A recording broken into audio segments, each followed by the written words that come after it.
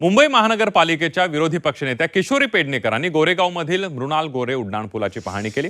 काम पूर्ण होईपर्यंत 45% जास्त पैसे वाढले। हे पैसे कोणासाठी आणि का वाढवले गेले असा सवाल त्यांनी उपस्थित केलाय।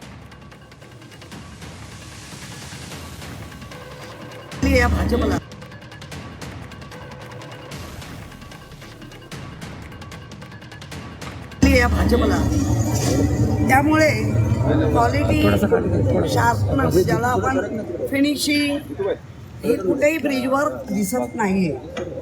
आणि ज्या पद्धतीने 2018ला या प्रकल्पाचे कंत्राट सुमारे 2018 साली 170 कोटी अंदाजे खर्च वर्तवलेला होता। मात्र काम पूर्ण होईपर्यंत याच्यामध्ये 45% वाढ झाली। आता जर 45% म्हणजे 248 कोटीवर हा प्रकल्प गेला।